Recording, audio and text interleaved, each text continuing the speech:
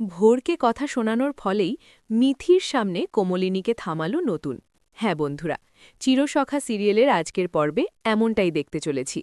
গল্পের শুরুতেই দেখা যায় বাড়ির পরিবেশটা সকাল থেকেই যেন একটু উত্তপ্ত ছিল।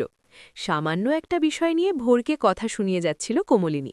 ভোর প্রথমে চুপ করে সব সহ্য করলেও বারবার অপমানজনক মন্তব্যে তার চোখ ভিজে ওঠে।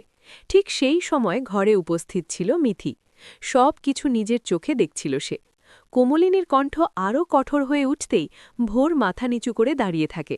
সে যেন নিজের সম্মানটুকু বাঁচাতে নীরবতাকেই বেছে নিয়েছে। কিন্তু নতুন আর চুপ থাকতে পারল না। এতদিন অনেক কিছুই সে এড়িয়ে গেছে, কিন্তু আজ মিথির সামনে এই আচরণ তাকে ভীষণভাবে নাড়া দিল। নতুন শান্ত গলাতেই প্রথমে বলল, যা বলার আছে সম্মান রেখেই বলা যায়। কিন্তু কোমলিনী থামলেন না, বরং ভোরের ভুলগুলো আরও বড় করে তুলে ধরতে লাগলেন। তখনই নতুন দৃঢ় স্বরে বলে উঠল, এভাবে কাউকে ছোট করা ঠিক নয়। ভোর যদি ভুল করে থাকে সেটা বোঝানোরও একটা ভদ্র উপায় আছে। মিথি অবাক হয়ে নতুনের দিকে তাকিয়েছিল।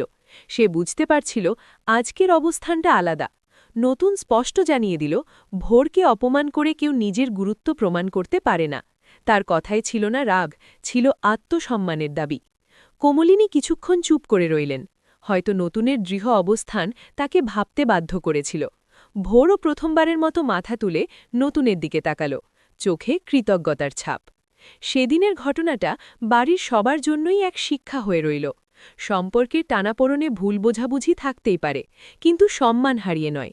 আর সেই দিনই প্রমাণ হয়ে গেল, ভোরকে কথা শোনানোর ফলেই মিথির সামনে কোমলিনীকে থামাতে বাধ্য হল। আবার দেখা হবে পরের ভিডিওতে। এতক্ষণ ভালো থাকুন, আর ভিডিওটি দেখে ভালো লাগলে অবশ্যই চ্যানেলটি সাবস্ক্রাইব করতে ভুলবেন না।